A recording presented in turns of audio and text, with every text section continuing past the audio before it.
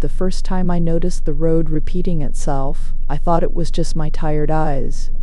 The cracked asphalt, the leaning street signs, the broken guardrails. Each detail returned again and again, as if the highway were a loop pressed into the night. I was traveling alone, driving west, trying to save time. A friend back in town had told me that this stretch of highway was abandoned years ago. He said storms had ruined most of it, and people simply stopped using it. But the map showed it as a straight line, and I wanted to cut hours off my trip. I ignored his warning and turned my wheel onto the black pavement. At first, it felt like any other road. Empty fields stretched on both sides, silent and still. My headlights drew a tunnel through the dark, and the hum of my car kept me awake. I counted the faded white stripes passing under me. 10, 20, 30. The rhythm was steady, almost calming.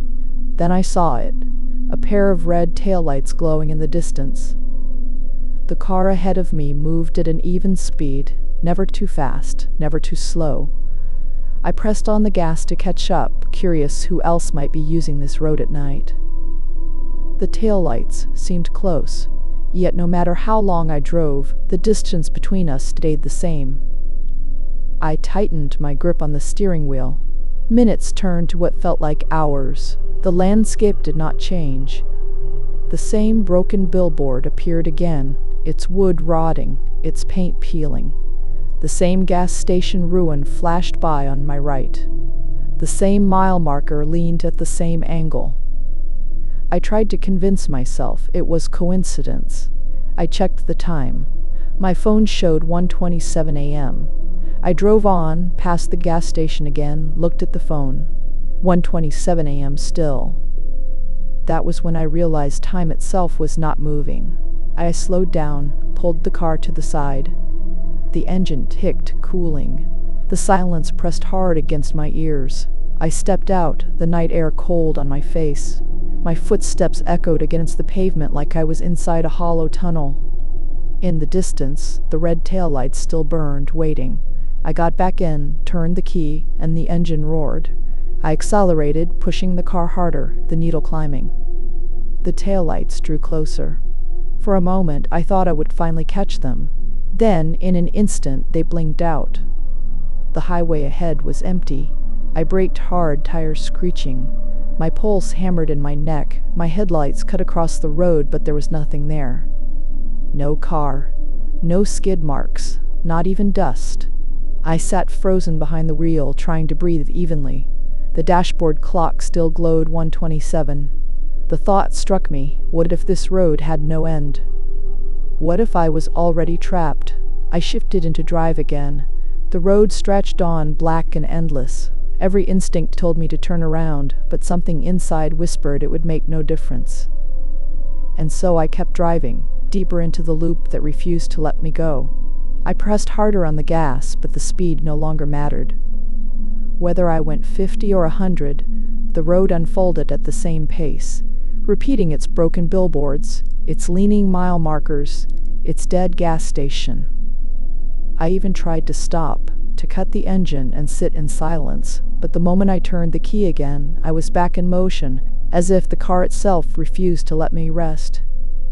The red taillights returned, not ahead this time, but in my rearview mirror. They followed me at a steady distance, no sound, no rush of another engine. Just two glowing dots fixed in the dark.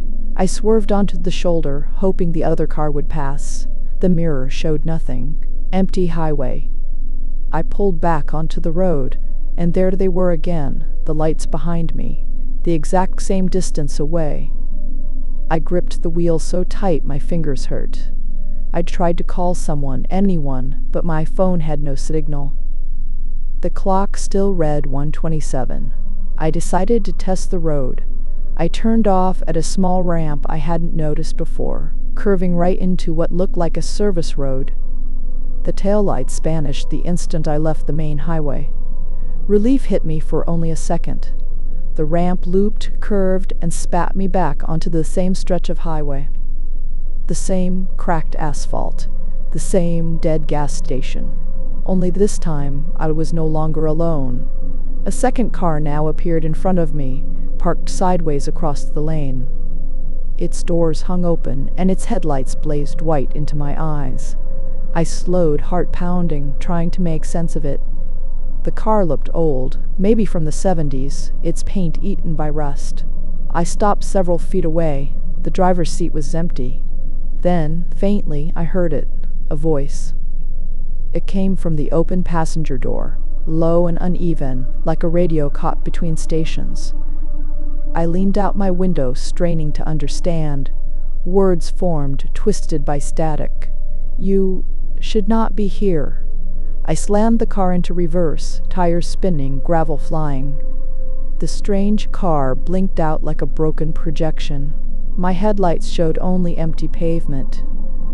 The red taillights returned ahead of me. I didn't chase them this time. I let them guide me, mile after mile, loop after loop. I started to notice changes. The billboards no longer showed ads. Their surfaces were blank, white, glowing faintly in the dark. The gas station's windows no longer stood shattered. They reflected my headlights back like mirrors. The longer I drove, the more the world stopped resembling anything I knew. At some point, I realized I wasn't tired anymore. I wasn't hungry or thirsty. I couldn't even tell if my body was aging. Time had frozen, and the road had swallowed me whole. The red taillights flickered once, then faded into the black horizon. For the first time, I was completely alone. I pressed on, deeper into the endless highway, unsure if I was chasing freedom or driving forever through a road that led nowhere. I remember the first sign that something was wrong. The headlights cut through the trees, but the forest looked endless, like the same patch of trunks repeating over and over. No matter how long we drove, it never changed. There were 4 of us in the car that night. I was behind the wheel. Beside me sat Olivia, who kept checking the map on her phone even though we had lost signal miles back. In the back were Marcus and Aaron, passing a flashlight between them and arguing about whether we had already taken a wrong turn. We were looking for an abandoned house, not just for fun, but because we had nowhere else to sleep. The plan was simple. Drive out to this remote village that Olivia had read about online, find the old farmhouse people mentioned, and spend the night. Cheap and easy. But the forest did not feel right. The road was narrow and cracked, barely wide enough for the car. Branches arched over us, closing out the moon. I drove slower and slower, waiting for some landmark, a mailbox, anything. Finally, the trees broke, and we saw it. A sign with faded letters, half-eaten by rust. The village name was still there, though barely readable. Behind it stood rows of wooden houses, lit only by the reflection of our headlights. At first glance, it looked alive. The shapes of rooftops, fences, porches. Even the way the windows caught the light made it seem like someone was inside watching. We parked on the edge of the dirt road. No one spoke for a moment. It felt like the entire village was holding its breath. Marcus was the first to break the silence. Creepy, but at least it's here. He swung his backpack onto his shoulder. We stepped onto the road. The air was colder than in the forest, heavy with the smell of wet wood and dust. My boots sank slightly into the dirt as I walked. The houses looked normal at first, just old and unkept. But as we moved further in, I noticed details that made my stomach tighten. A rocking chair on a porch, swaying as if someone had just left it. A lantern hanging by a door, faintly glowing though I could not see a flame. The sound of a dog barking somewhere down the street, but when we turned, there was nothing. Aaron grabbed my arm. "Do you feel that? Like we're being led?" She was right. The dirt road narrowed, pushing us toward the center of the village. Every time we thought about turning left or right, the side paths bent away, empty fields stretching into fog. We reached what looked like the village square. A broken fountain stood in the middle, surrounded by benches half buried in weeds. Beyond it rose a 2-story house with boarded windows. Olivia pointed. That must be it. The old house. People online said it was near the square. We walked closer. My eyes stayed on the windows, waiting for movement. The boards looked weak, as if they would snap if I touched them. But then something strange happened. When I turned my head to look back, the road we had come from was gone. The houses behind us had shifted. Some were missing, replaced by empty space, like they had dissolved into the night. Marcus cursed under his breath. Wait, wasn't there a row of houses right there? We all froze. The air seemed heavier, pressing down on us. Keep walking, I said, my voice shaking more than I wanted. Let's just get inside the house. We hurried up the broken steps. The door creaked but opened with little effort. Inside, the smell of mold hit hard. Dust covered everything. We set our bags down, trying to make the place feel less threatening. Erin lit a candle from her pack. The small light pushed back the dark corners, but it also showed something else. The walls were marked with scratches, long, deep lines running in every direction. No one wanted to say anything, but we all saw it. We sat in silence for a while. Olivia unfolded the paper map she had brought as backup. Look, she whispered. If this is the square, then the road out should be right behind us. We just need to retrace our steps. That gave us a little hope. We left the house and headed back the way we thought we came. At first, the road looked right, the same dirt path between the houses. But after a few minutes of walking, the village square appeared in front of us again. Erin's voice cracked. No, this can't be the same place. We tried again, choosing a different path. 10 minutes later, the same square appeared. The same broken fountain, the same boarded house staring back at us. Panic started creeping in. Marcus shouted into the empty night. His voice echoed unnaturally, bouncing between houses that seemed to shift like shadows. The more we tried to escape, the more the village folded around us. Houses flickered in and out of sight, sometimes whole, sometimes only half there, like drawings erased and redrawn. Every road brought us back to the same spot. It felt like the village itself was alive, and it wanted us to stay. I could feel the panic rising in my chest. Every turn we took circled back to the same fountain, the same square. Olivia's hands shook as she held the map. Marcus kept swearing under his breath. Erin clutched my arms so tightly her nails dug into my skin. It was not just confusion anymore. The roads were changing. I saw it happen. A house on our left shimmered, then disappeared, leaving only a stretch of dirt road where the foundation should have been. The ground itself seemed to bend, pulling us back. This isn't real, Marcus muttered. It's some trick. But his voice betrayed him. He was terrified. Olivia's flashlight flickered, the beam cutting through the fog that thickened around us. The road isn't letting us leave, she said. It's choosing for us. The words sank in like cold water. None of us argued. Deep down, we already knew. We tried running, thinking maybe speed would break whatever was happening. We ran past the houses, past empty fields, past what looked like the edge of the village. For a moment, I thought we had made it. The trees of the forest loomed ahead, tall and familiar. Relief surged. But when we stepped through the tree line, my heart stopped. The fountain was there again. The square. The boarded house. All of it waiting like it had never left. Erin started crying.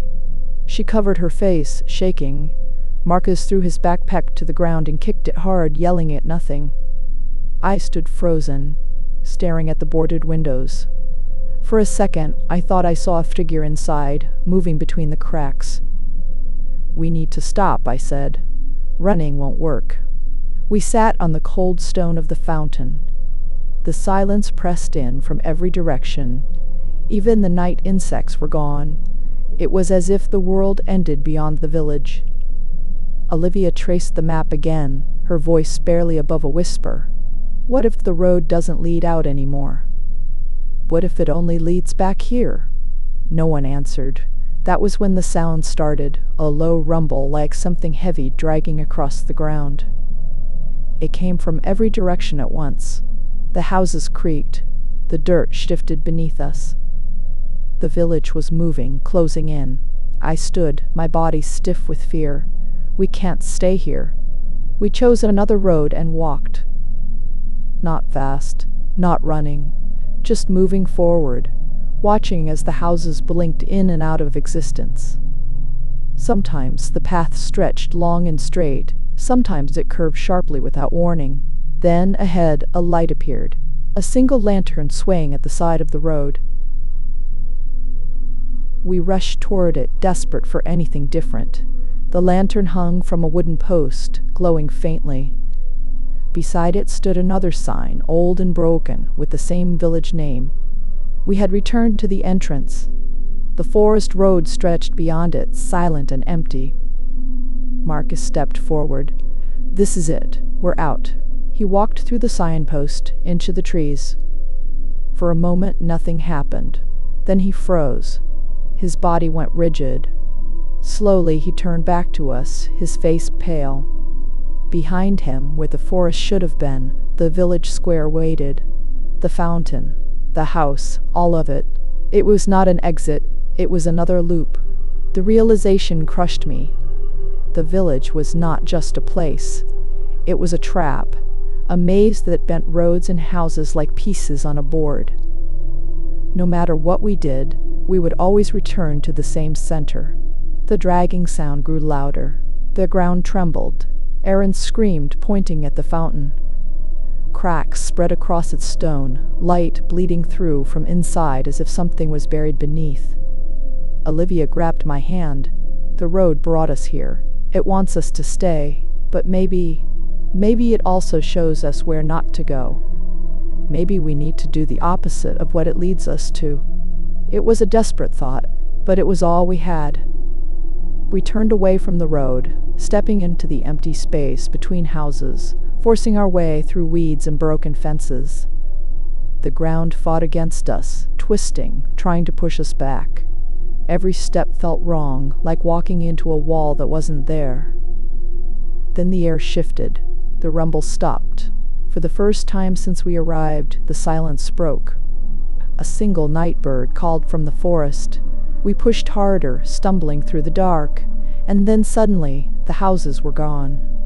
The dirt road lay behind us, stretching empty into the village. Ahead was the real forest, still and cold but alive. We didn't speak, we just ran. Branches whipped at our faces, roots caught our feet.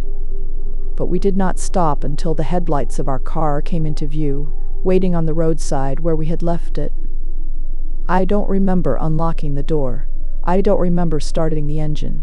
I only remember the feeling of the tires hitting pavement again, the forest shrinking in the rearview mirror.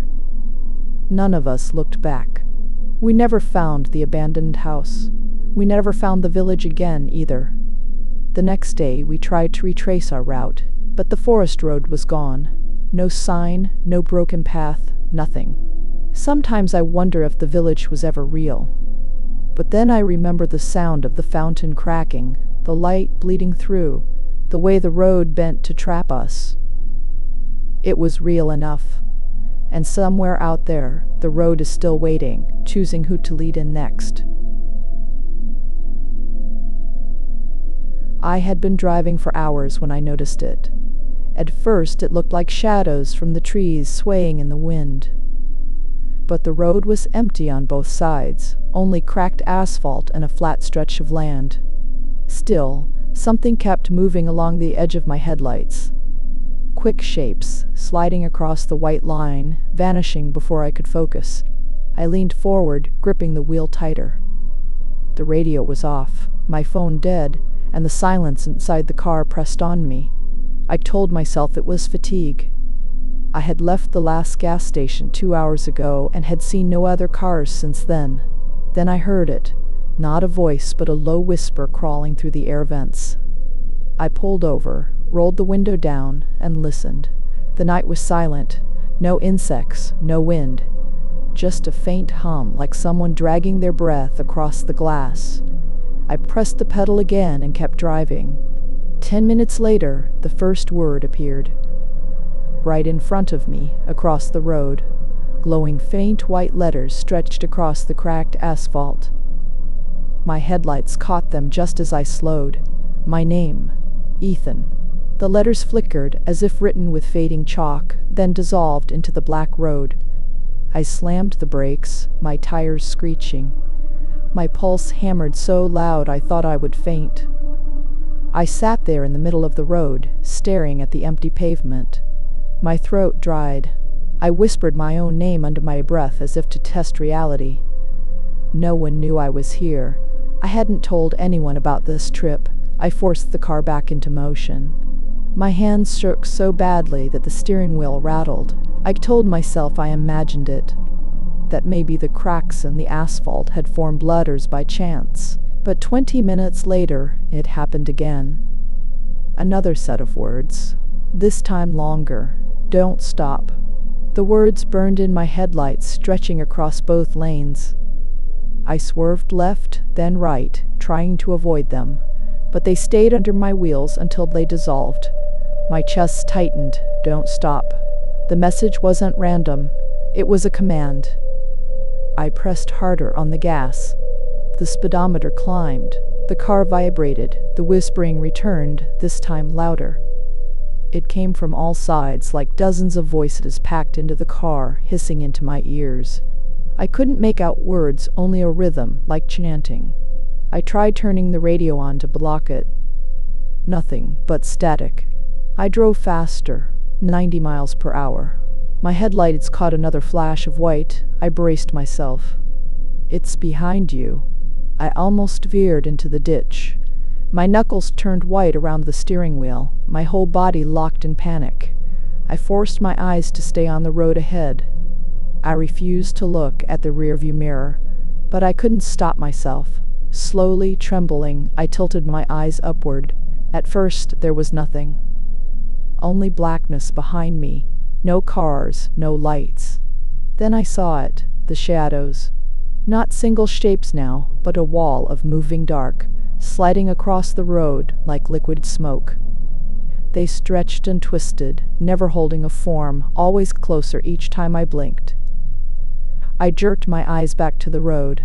My breath caught in my chest. The whispers grew into voices. This time I could understand them. Faster. Don't stop. They are waiting. Every word hissed directly into my skull, not through my ears, but inside my head. I wanted to pull over, to jump out of the car and run into the fields, but I remembered the warning. Don't stop.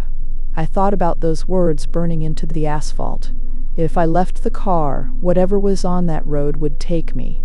The fuel gauge dropped lower. I cursed under my breath.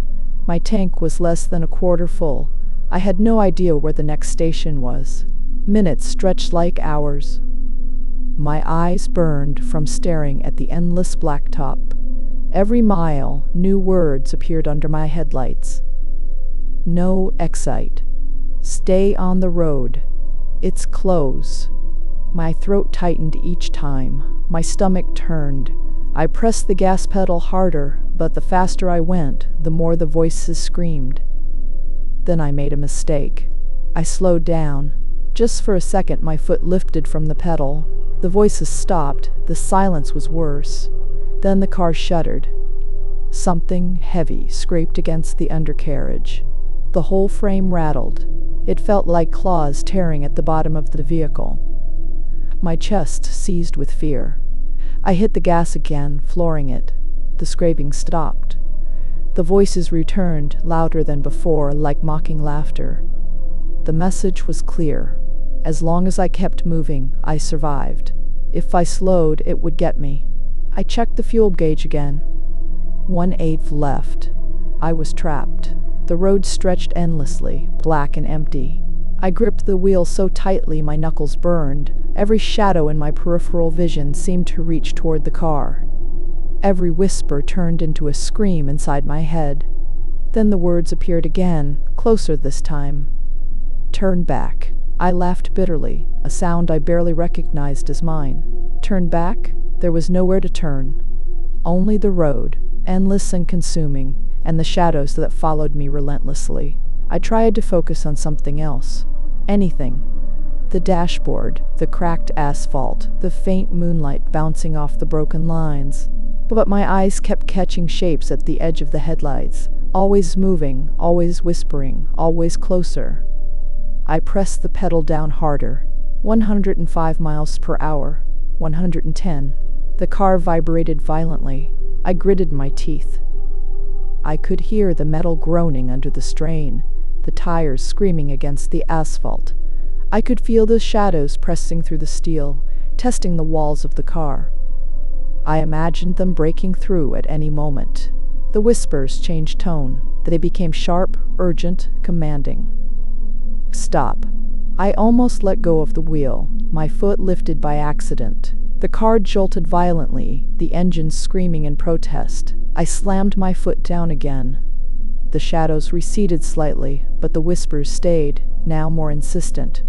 I realized they weren't just behind me, they were everywhere. Above me, below me, inside the car.